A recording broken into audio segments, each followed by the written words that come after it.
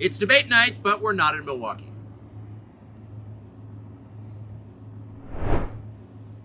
Mr. President, thanks for joining us. Thank you. Why aren't you at the Fox News debate tonight in Milwaukee? Well, you know, a lot of people have been asking me that, and many people said you shouldn't do them, but you see the polls have come out, and I'm leading by 50 and 60 points. And, you know, some of them are at 1 and 0 and 2. And I'm saying, do I sit there for an hour or 2 hours, whatever it's going to be, and get harassed by people that shouldn't even be running for president? Should I be doing that? And a network that isn't particularly friendly to me, frankly. You know, they were backing Ron DeSanctimonious like crazy, and now they've given up on him. I mean, it's a lost cause. It reminded me very much of 2016. You know, in 2016, I went through the same stuff and had to fight them all the way, and then they became very friendly after I won, or just about when I was winning. But I just felt it would be more appropriate not to do the debate. I don't think it's right to do it. If you're leading by 50, 60, I have one problem leading by 70 points, and I'm saying, why am I doing it? And I'm going to have 8 people, 10 people, whoever made the debate, I don't know how many it is, but I'm going to have all these people screaming at me, shouting questions at me, all of which I love answering, I love doing, but it doesn't make sense to do them. So I've taken a pass, as you probably noticed. Well, I did. I'm grateful that you did. It's interesting, though, because you spent a lot of your career in television. Yeah. You had a top show in television on NBC. But you don't feel the need now running for president to do television, obviously. Do you think television is declining? Well, according to a poll that I guess we just saw, it just came out where it's down like 30, 35%, but I think they were referring to cable. I think cable's down because it's lost credibility. MSNBC, or as they say, MSDNC, is so bad. It's so wrong what they write and what they do and what they say. It's, you know, it's fake news, as I said. I think I came up with that term. I hope I did, because it's a good one. It's not tough enough anymore. It's corrupt news. You know, really what you do is call it corrupt news, but somehow that doesn't play as nicely. But it is corrupt news. So you have MSNBC and you have CNN, who's absolutely doing no ratings at all. I mean, they're dead. But they're doing none because they don't have credibility. They really don't have credibility. Fox is way down, as you know. And the good old days are long ago. I will say this, it could come back, but they just don't have a lot of credibility, Tucker. You know that perhaps better than anybody. I think it was a terrible move getting rid of you. You were number 1 on television, and all of a sudden we're doing this interview, but we'll get bigger ratings using this crazy forum that you're using than probably the debate or competition. When you say there are people on stage who shouldn't be running for president, who do you mean? Well, I don't want to really use names, but it wouldn't matter too much. A guy like, I call him Ada Hutchinson. It's Asa, but I call him Ada. Why do you call him Ada? You know, I could tell you, but I don't want to get myself in a little trouble. But he's weak and pathetic, and he was, I never understood the guy, never knew him. He was the governor of Arkansas, not a very popular guy. I don't know how but that state is such a great state. The people are so incredible in that state, and they love me and I love them. How does this guy get elected governor of Arkansas? But he's nasty always, and has been. A guy like Chris Christie, the guy left with a 8%, think of it, 8% approval rating in New Jersey. Now he's running for president. And he runs solely on the basis, oh, let's get Trump. He's like a savage maniac. He's like a lunatic. And that's all he talks about. His poll numbers are very, very low. He's about 2%. What's he like? You know him well. No, I've been friendly with him over the years, but I couldn't give him a job because I just never trusted him very much. I was just never one of his people that really trusted him. I never gave him the job. And that's one of the reasons he feels so hurt and so betrayed. And I understand that. I really do. I understand it. But I never gave him. You know, he wanted to be different things. He was looking at different elements of the administration, and I decided I didn't want to do it. And now I'm glad I did, because you see, but you know, we had some great people. I had great people. We'll have even better people if we do this, because now I know Washington. Before I didn't know Washington. But guys like Bill Barr were terrible. I mean, they were, I would say, Bushies.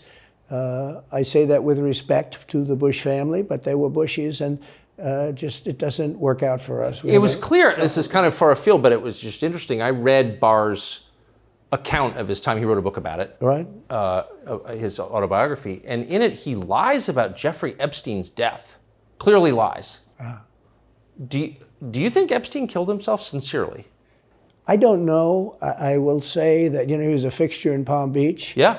I don't know what Barr said about it either. I have no idea what he said. What did he say? He killed himself, probably? He said he killed himself and that they were going to do this investigation. They never did the investigation. It's never been public. Well, and they hid it. And why are they doing that? And clearly Barr knew. But why would Bill Barr be covering up the death of Jeffrey Epstein? Bill Barr didn't do an investigation on the election fraud either, okay? He said he did, and he pretended he did, but he didn't. McSwain, the U.S. attorney in Pennsylvania, Philadelphia, said Barr just wouldn't let him do it. It was crazy. Barr became so petrified, so frightened of being impeached. They were going to impeach him. I don't know if you remember it. Yeah. It's not a big moment in history.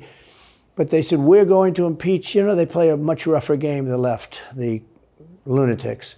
And they were going to impeach Bill Barr, and he was petrified. Now, how do you not get impeached? Don't do any of this stuff. But he didn't do the job there. I don't know what he did with Epstein, but possibly he didn't. Do you think it's possible that Epstein was killed? Oh, sure, it's possible. I mean, I don't really believe. I think he probably committed suicide. He had a life with, beautiful homes and beautiful everything, and he all of a sudden he's incarcerated and not doing very well. I would say that he did, but there are those people. There are many people. I think you're one of them, right? But a lot of people think that he was killed. He knew a lot on a lot of people. He was killed. You think so? I think the closer you look, I'm not a conspiracy person at all. I believe everything I hear. But yeah, the closer you look into it, I mean, the Attorney General of the United States, your Attorney General, clearly lied about the Epstein death. Yeah, and he was. Why? He was certainly. It wasn't well done. They had no cameras. They had no anything. Everybody was sleeping, and a case could be made. Look, I'm not going to get involved in it, but I can tell you, a case could be made either way. But it certainly wasn't the most well-run place. So the reason I'm asking you is I'm looking at the trajectory since 2015 when you got into politics, for real, and then won. It started with protests against you, massive protests, organized protests by the left, and then it moved to impeachment twice, right? And now indictment. I mean, the next stage is violence. Are you worried that they're going to try and kill you? Why wouldn't they try and kill you, honestly? They're savage animals. They are people that are sick, really sick. You have great people in the Democrat Party. You have great people that are Democrats. Most of the people in our country are fantastic, and I'm representing everybody. I'm not just Republicans or conservatives. Right. I represent everybody. I'm the president of everybody. But I've seen what they do. I've seen the lengths that they go to. When they make up the Russia, when that's exposed and they go down, and Barr should have gone after them, and other people should have gone after. And they did very late, because the Durham report came out. It was fairly good. It could have been a lot tougher, I guess, but it was fairly good. But it explained how corrupt it was. I'll tell you who did a great job was the Inspector General Horowitz. He did a phenomenal report. You didn't have to go to Durham. He did it on Comey and on, I guess, McCabe and some others, and it was a vicious, it was basically a true report, how bad they are. But these people are sick people. These are people that I think they hate our country. You want to know the truth. When you see open borders, when you see these policies that they have, and so many other things, it's so sad to see. We have a country that's very fragile right now. I've never seen, I will say, look, I ran in 16, which was 15, but I ran in 16, election in 16, and there was tremendous spirit. In 20, there was even more spirit. We got millions and millions more votes. It wasn't even a contest. People said, well, what do you think of 20? I said, we did much better. We did. You got to base it on the number of votes. We got many more votes in 20 than we did in 16. But the election was rigged. It was a rigged election. And with COVID, they used COVID to cheat in a lot of different things, and we have so much on it. It's like so easy. But we had judges that didn't want to look. We had people didn't want to get involved. They called you, he's a conspiracy theorist if you say anything about the election. But I have never seen spirit like there is right now. Even coming down here, just the people on the road that are just absolutely going crazy. And the reason is, I think they like me, and I know they love my policies. I hope they like me too. A lot of people say they don't like me, but they like my policies. I think they like me. But I have never seen spirit like it is right now. And the reason is because crooked Joe Biden is so bad. He's the worst president in the history of our country. I don't think he's going to make it to the gate, but you never know. But he's a corrupt person, so corrupt that I took the name off Hillary. I don't do two people at one time. I took the crooked Hillary and I retired the name. That was a good day for her. I bet she was very happy. And I used it for Joe because it's crooked Joe.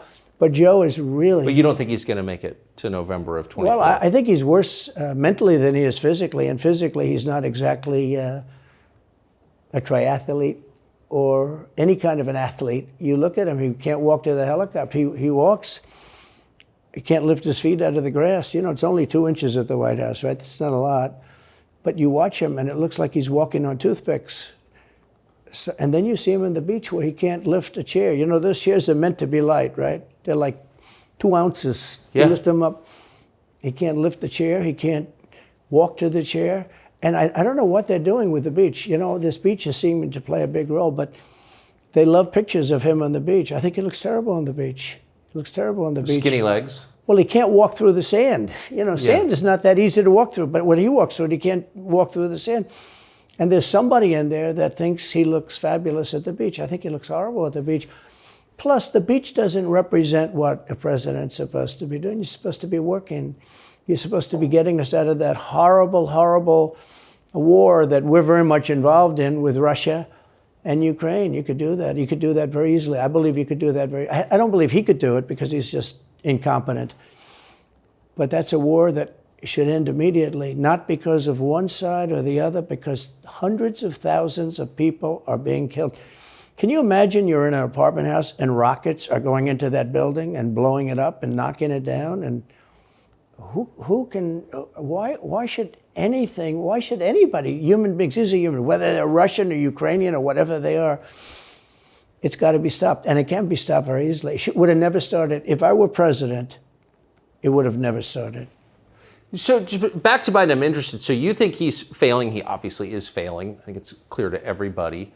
But that would make Kamala Harris the candidate? Well, not really. I guess they'd have maybe a free-for-all. A lot of people say she has to remain for certain reasons the candidate. She has to. I don't think that's true, actually. I don't think that other people would stand for it. She has some bad moments. Her moments are almost as bad as his. I think his are worse, actually. Yeah. But she seems pretty senile, too. She speaks in rhyme. It's weird. It's weird. But she has bad moments. And in rhyme?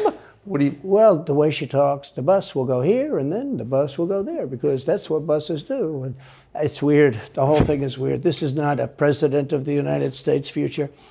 And I think they probably have some kind of a primary and other people will get involved. Newsom, right? Could be. I always got along well with him, believe it or not. But could be him, could be somebody else. He's got a big load on his shoulders because you look at California, what's happened. But I don't know if the American people really, the people that vote for him, I don't even know if they care. You look at so many of the things that are going on, and people don't seem to be, in the old days, if you had a bad record, it meant a lot. Today, if you have a bad record, it doesn't really mean anything. He looks good, he's a nice looking guy, speaks well. But Biden, every time you watch him talking, it's like he's walking on eggs. You're waiting for him to collapse. And he almost always does. And I got to know the leaders of all of the countries, essentially, but the big ones.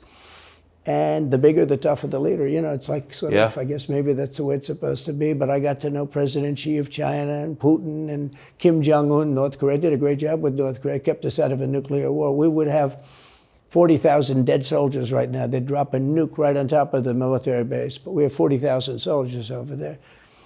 And I did great. I got along with him great. That's a positive. The press said, he said nice things about Kim Jong-un. I also said horrible things at the beginning. Horrible enough that he wanted to talk. And we talked and we met in Singapore. We met actually twice. And we had unbelievable meetings. I know him very well. We were in great shape with him. What do you think he and Xi and Putin think of Biden? I think they can't believe it. I think they probably say this is some kind of a system. They had great respect for our country. They respected me. They had great respect for our country when I was there. Every one of them. Look, if you go to North Korea, you take a look at what happened. You know, the Olympics was dead. South Korea spent billions on the Olympics. Nobody was going to go. They didn't want to get blown up. They called me and they said, we are going to let the Olympics proceed. This is North Korea. I said, you should go into the Olympics. Put your athletes in. It wasn't like, you know, they were big on athletes because, you know. Famine. But they went in and they actually participated. And within about 2 days, the entire thing was sold out. And if it wasn't me, that would have never happened. But I got along very well with him, and that's a positive thing. He does have massive nuclear power, by the way. And if Hillary would have gotten in, or if the Obama thought process continued, it would have been a nuclear war, absolutely, with North Korea. He was expecting to go into a war, and it would have been a nuclear war. So do you think the rest of the world looks on at Biden and thinks someone else has got to be running the government? Well, somebody else has to be. I don't think he's capable of doing anything. Look, when I debated him, I said, how come, and this was in front of probably not a friend of yours, Chris Wallace. He was the moderator. Not a friend. I said, why is it he wants to be Mike, but he doesn't have the talent? It's one of those bitchy little man. He wanted to be his father, but he didn't have the talent of his father was great. He's a little fussy man. His father interviewed me in 60 Minutes. It was actually a 10. Can you believe it? No, I totally. His father had talent, at least. I may have been the only guy that he gave a good 60 Minutes to. He was rough. Really? His father was tough. He was great, though. He was great at what he did. But Chris Wallace was so upset. He was guarding this guy who wouldn't do a show, by the way. You know, he wouldn't do. I figured.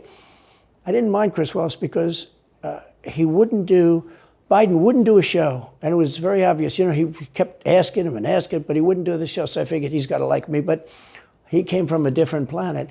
But remember when I asked the question, why is it that the mayor of Moscow's wife is allowed to give you $3.5 million? Don't forget, that was brought up. Now it's brought up all the time. But that was brought up by me long before anyone ever heard of it. I said, the mayor of Moscow's wife giving you $3.5 million. What did you do to deserve $3.5 million? To Biden. And Chris Wallace said, this has nothing to do with the debate. I mean, he got in the way of the question. No, it was crazy. And I said, well, wait a minute. He got $3.5 million from the mayor of Moscow's wife. Now, people forget that, but if you go back and take a look, you will see. And Chris Wallace didn't want me to ask that question. I said, I think it's a very appropriate question. It turned out to be much more appropriate than people thought. Amazing. So do you have a preference in, assuming you're the Republican nominee and all goes as you plan it to go, do you have a preference in who you run against? In many ways, I'd love to run against him because his record's so bad. You know, it's still horrible when you look at inflation and everything else, but others also have very bad records. I mean, California's a bad record, so, you know, should it be Gavin or should it be somebody else? When I look at San Francisco, what's happened to that incredible city. That was one of the greatest cities in the world just a short while ago, and now it's very sad when you look at it. Los Angeles, every city practically, all the Democrat-run cities. You know, Republican-run cities are doing very nicely because they arrest people when you have crimes, and they don't go after political candidates because they think it's good. You know, I mean, it's like been amazing. My poll numbers are the highest I've ever had, but because people understand it. Can I just ask you, that gets back to my original question. So if the protest didn't work, you got elected anyway. Yeah. Impeachment didn't work twice, obviously. Indictment is not working. Your poll numbers go up. When they raided Mar-a-Lago in August of last year, your numbers went up. They can indict you 20 times and you're not gonna lose the Republican primary because of that. Well, so it makes it look even more ridiculous. I mean, the 4 indictments, and maybe there'll be more. I don't know. These people are crazy. But they're counterproductive. So if you chart it out, it's an escalation, is what I'm saying. Yeah. So what's next? After, try to put you in prison for the rest of your life. That's not working. So, don't they have to kill you now? I think the people of our country don't get enough credit for how smart they are. And I'm not sure I would have said this 10 years ago, but they get it.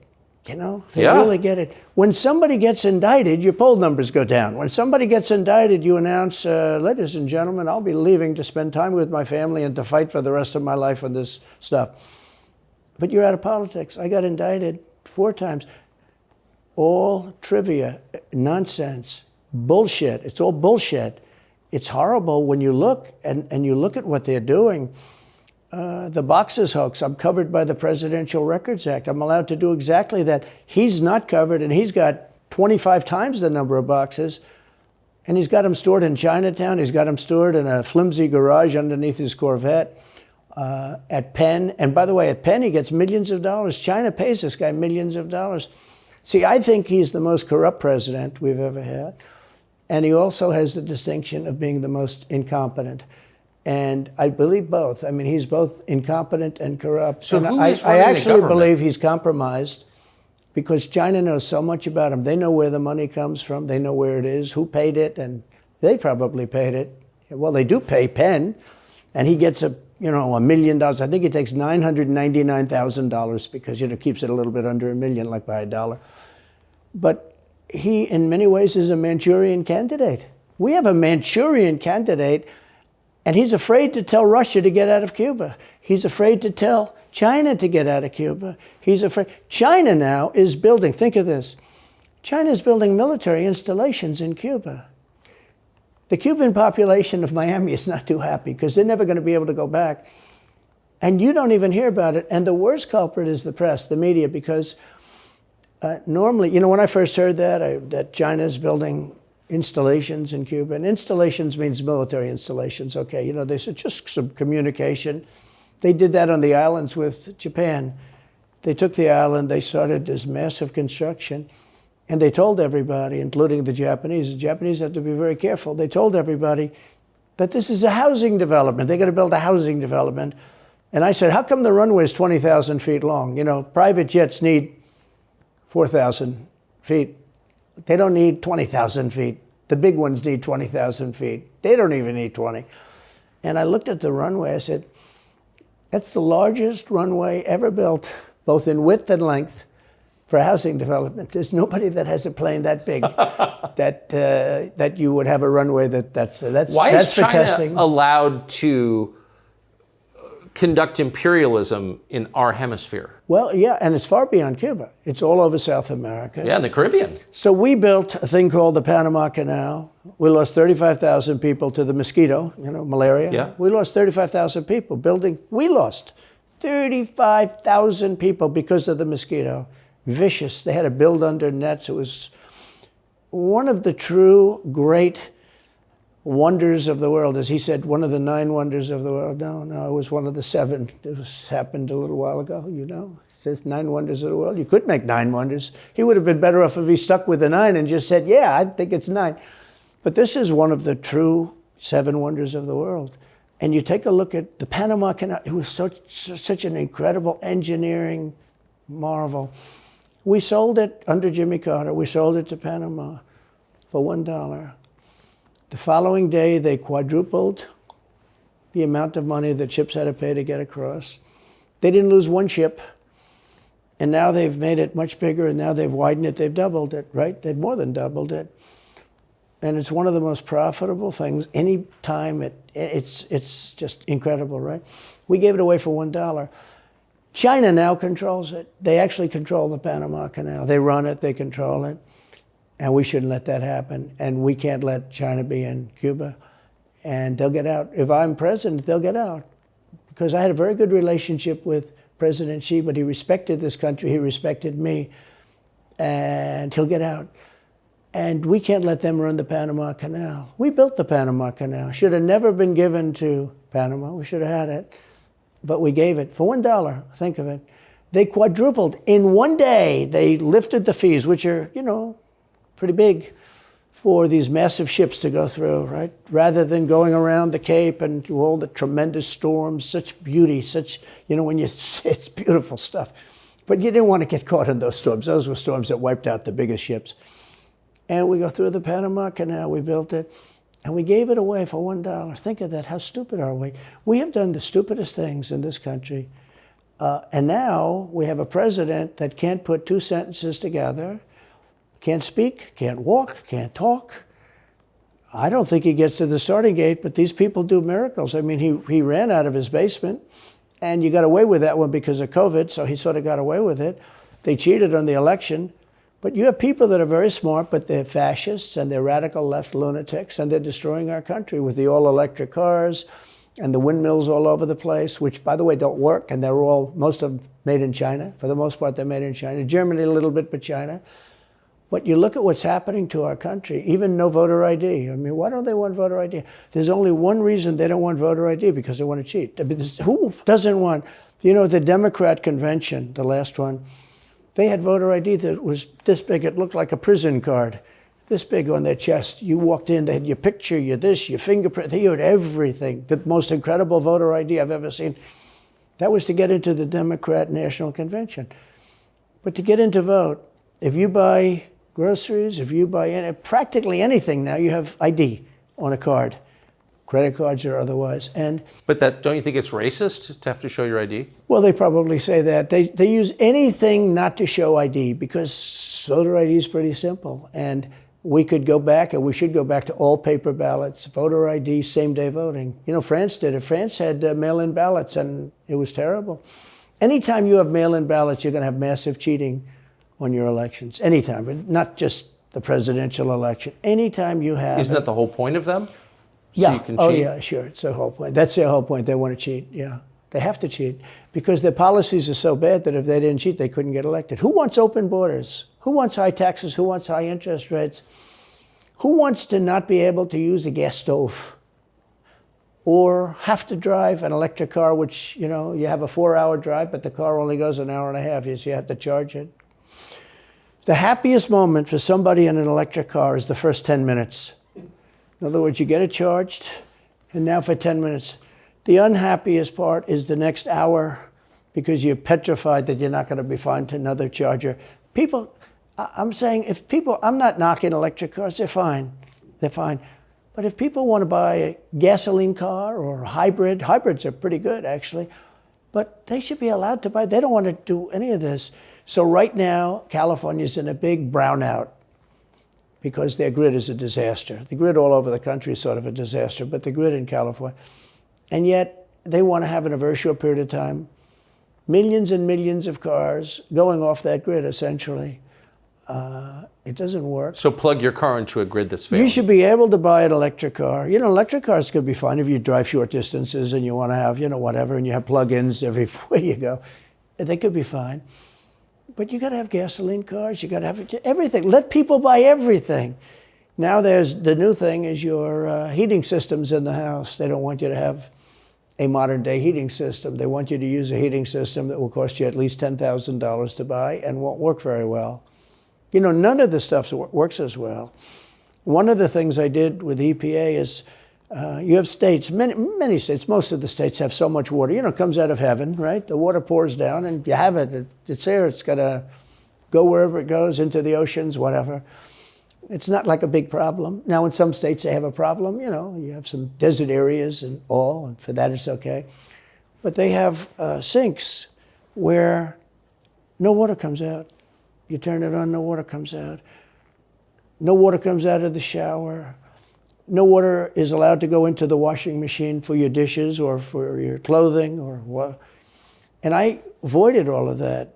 Wait, they have sinks where no water comes out? Sure, you have restrictors. When I say no water, very little water. You want to wash your hands, right? Yeah. And you've seen this. And you turn on the sink and it's very little. Or you want to wash your beautiful hair, right? And you're standing under a shower. Then the suds never go. The water comes out very slowly. I'm sure you've seen this. It usually takes place in new hotels and new homes. Yeah, you take a drill and take the they have limiter out. Well, you can, but now they make it so you can't do that so easily. They have a restrictor. It's called a restrictor, and it restricts the water from coming out. So I ended all of that, and you have to see these. They let the water come out. You know what people do? They wash their hands like 5 times longer, or in the washing machine, they'll press for their. Let's say the dishwasher, they'll press it, then they'll press it about 7 or 8 times. Yeah. They'll end up using more water, and it still won't be very good. I met with the head of Whirlpool. They were practically going out of business during my administration, and they said to me, from Ohio, incredible, great state, I love Ohio, and they were really doing badly because people were dumping washing machines all over, mostly from South Korea, but also from China. And he was explaining it's just a terrible situation. I said, let me ask you, how's the quality? He says, we're better, but they are good enough quality. But, of course he's going to say that, but, they are better. He said, but they don't allow us. They're dumping these machines. They're cutting us in half. They're killing us. And on top of it, the government won't let us use water in our machines. I mean, he shows me like a quarter of a bottle of water. That's supposed to be washing clothing. And I freed it all up, and I put tariffs on these countries that were selling and the machines coming into the country. And that company went from all the washing machine companies, they make washing machines, they make dryers, they make all of the different machines that do this kind of work, including dishwashers. And they went from a disaster area to being just thriving. But can I ask, they love me in that part of Ohio. Well, I bet they do, but why should EPA, no one at EPA was elected by anybody, yeah. Why do they have the power to decide how much water your washing machine uses? Shouldn't Congress in a democracy get to vote on that? Yeah, you could say that. They do things that are not very... So how do you, that's my question, how do you, if you get elected again, go back to Washington, how do you keep the agencies under control? How do you keep FBI and CIA specifically under control? The way you do it, like I fired Comey, that was a big deal. A lot of people said, and I fired him very early. Somebody said, oh, I wish you would have fired him. There was a real question about firing him. Anyway, you understand, because, when they have a 10-year term, there is a question. I fired Comey. That was a great thing. If I didn't fire Comey, maybe I wouldn't be talking to you, or I'd be talking to you about real estate or something else other than politics, right? That was a coup, in my opinion. That was a very sick deal. That was the insurance policy. You remember the insurance policy? Oh, she's going to win, darling. She's going to win. But just in case she doesn't, we have an insurance policy. And insurance policy was what they were doing. And we caught them with that. That was a very important tweet or whatever it was, text. It was a big deal. That was a big deal. The insurance policy. She's going to win 100 million to 1. That's not good odds. At least they gave me one, right? 100 million to 1. But just in case she doesn't win, we have an insurance policy. And everybody said, that's strange. That's strange. But we caught all that because I fired Comey. Because when I fired Comey, it was like throwing a rock into a hornet's nest, into a nest of bees, and the place went crazy. So when you were president, are you confident that you knew everything, say, CIA was doing around the world? No, I'm not. It's a very interesting group of people. I had very good relationships, I thought, but I was a little surprised when I got out that, things go on. Look, it's... What were you surprised by? I was surprised. I think it's some of the people. I was surprised that there was... I had a group of people. Look, we killed many, using the CIA, I have to say this, very bad actors. We were very good at it. You look at Soleimani, you look at al-Baghdadi, bigger than Osama bin Laden. I mean, Osama bin Laden, but al-Baghdadi did ISIS, and he was rebuilding ISIS very strongly. And that was the CIA that did that? That was really us that did that. Yeah. That was really us that did that. And Soleimani was us that did that, not so much CIA. But we did some very good work with the CIA. But I started, when I looked at the 51 intelligence agents saying that was the laptop from hell was Russia disinformation, when I took a look at that, I said, that's a horrible thing. They knew it wasn't. They knew it was not. And by the way, you're talking about cheating on the election? McLaughlin and Fabrizio, great pollsters, they said a thing like that plus other things meant anywhere from 10 to 17% of the vote would change. Whatever happened to Mike Pence? You've always been nice to Pence. I've never heard you criticize Pence. You've defended him in public many, many times. He's out there attacking you. What is that? So Mike wants to run for president. You got to understand, in my opinion, Mike Pence had the absolute right to send the votes back to the legislatures. The Democrats and everybody said, you don't have the right. In other words, what I said, is he a human conveyor belt? You mean if he finds fraud in Pennsylvania, in Georgia, in any of these states, Arizona, he has to send them to Mitch McConnell, right? That's right, sir. Well, if he finds fraud, he has to? Yes, sir. I said, so he's a conveyor belt. Boom, put him in. I said, I don't agree with that. And we had some lawyers, not all, we had some lawyers that said, no, you do have the right to send them back to the legislatures to be rechecked. Because if you looked at what went on in Wisconsin, who, by the way, now agree with me, Wisconsin has been virtually, other than the fact they're not allowed to do anything statutorily. But Wisconsin has been, I mean, what they found is incredible. I mean, we won Wisconsin. But Mike Pence had the right, in my opinion, to send him back. Do you ever talk to him now? No, I haven't spoken to him in a long time. I was very disappointed in him. I didn't want to do what Thomas Jefferson did. Thomas Jefferson, it was Georgia. And it was, hear ye, hear ye, the great state of Georgia is not capable or allowed to tabulate their votes. And Thomas Jefferson, who was the vice president, said, is Georgia sure that they cannot tabulate their votes? Georgia is sure. He didn't send him back and have him redo it. He said, we will keep the votes of the great state of Georgia for Thomas Jefferson and his president. I didn't ask him for that. Could have done that too, but I didn't. I thought that would be turmoil.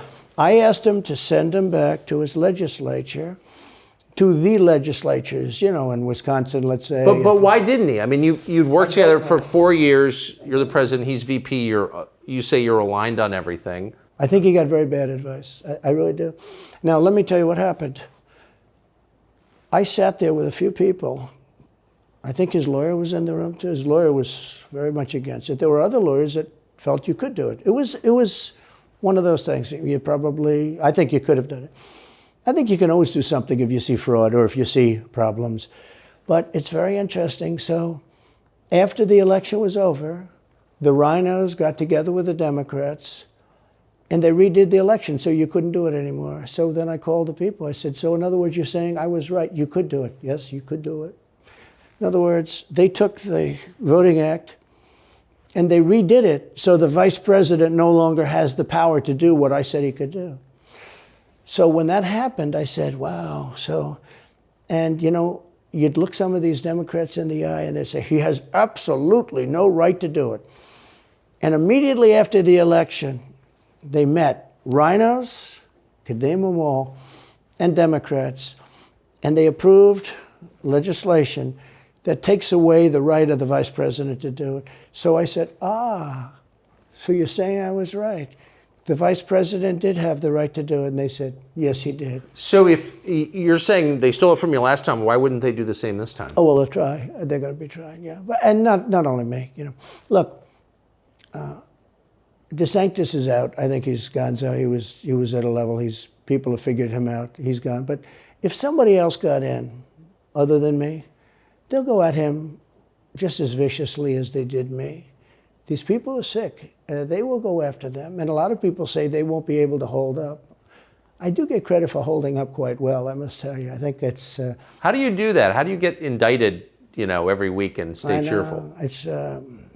I think it's a lot easier because I'm so high in the polls, because it means the people get it. The people see it's a fraud. The people see it. Like this horrible district attorney from just a little while ago, from essentially Atlanta, that's Fulton County.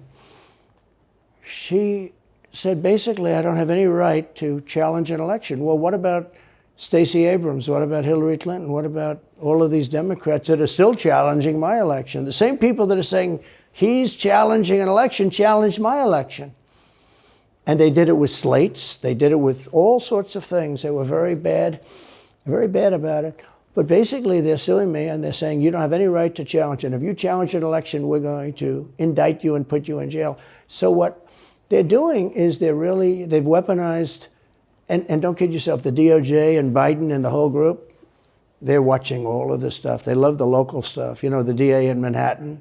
Not only that, they put one of the DOJ top people into the Manhattan DA's office to run things. They don't even have a case against me. It's not even a case. Everyone says, even the Democrats say, you can't bring these cases. You have no case. The Attorney General or the District Attorney, Fannie Willis, in Atlanta, she's getting killed. Basically, she's saying Trump doesn't have the right to criticize an election. But you've been around long enough now. You've seen many elections criticized. I mean, Hillary Clinton goes crazy. Every time she talks, she says, he's not the president. Jimmy Carter said, he's not the president. Well, I am the president. Hillary Clinton called me, by the way, at 3:02 in the morning to congratulate me the night of the election. Did her voice crack? Well, her voice was, it's very different, I will say. I won't get into that. But what do you mean? Her voice was very different. Don't forget, they were all celebrating at 5 o'clock in the afternoon. And I came home and I said, I think we won. I felt we won because the rallies are so big. We'd go to Wisconsin and we'd go to Georgia. We'd go to different states. In Michigan, we'd have rallies. In Pennsylvania, we had 58,000 people in Butler. And I said, how are we losing this? How do you have a rally where you have from 50 to 100,000 people, many of them? I did 7 a day for a couple of days. That's a lot. That's a lot. These are big rallies too. And I didn't hold back. I didn't say, let's make them let's do abbreviations, right? But they challenged the stuff. Yeah. Hillary called me up and conceded. Now the word is that Obama said you have to do that.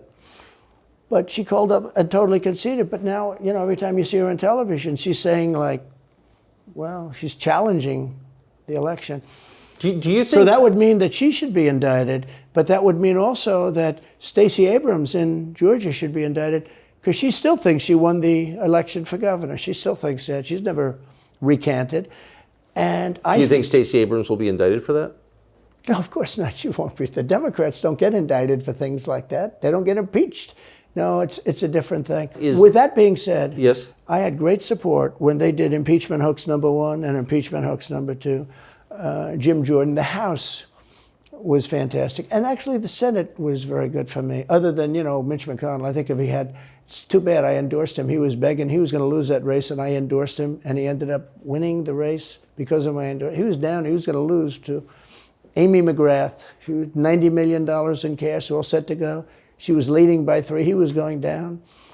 I did him a favor, and then 3-4 months later, he really wanted to impeach me. He's a bad guy. But if you look at what's going on politically, it's so interesting. The level of loyalty is different in politics than it is in normal life, I will say. With that being said, I've had great loyalty also. But the House was fantastic. The Senate was very good. They overrode Mitch McConnell. Mitch McConnell, in my opinion, was trying to get senators to impeach me, especially for the second one. And on the first one, he acted very, very slow. He should have gone much faster. But Mitch McConnell wanted to, and the senators went up to him, guys that are subservient to him because he gives money. He gives them money. He gives them a lot of money. He raises some money and he gives it to them, and therefore they do what he said. That's the only form of leadership he's got. So last question. If you're elected president again, what's your number one priority? When you ran last time, you said, I will build a wall. This time, your bottom line top promise to the country. So you can do numerous things at the same time. Of course. But let's say number one is a border and taking hundreds of thousands of criminals that have been allowed into our country and getting them out and bringing them back to their country, Guatemala. By the way, not only the 4 countries that we think of as neighbors, all over the world. Last month, we had 149 countries represented. Think of it. We had 149 countries represented, Tucker, from places that many people never even heard of, coming into our country. And they're coming in from mental institutions, and they're coming in from prisons. They're emptying out their prisons all over South America. They're emptying out their mental institutions. Terrorists are pouring into our country. We have no idea. I had the strongest border in the history of our country, and I built almost 500 miles of wall. They like to say, oh, was it less? No. I built 500 miles. In fact, if you check with the authorities on the border, we built almost 500 miles of wall, and I had another 200 that I was going to build. It's like water. It seeks. And we're going to build another 200. We built it. It was all set to go. All they had to do was install it. It would have taken 3 weeks. And that's when I found out. I said, I think these people actually want open borders. The first thing I would do would be I would seal up the border good and tight, except for people that want to come in legally. Do you think we're moving towards civil war?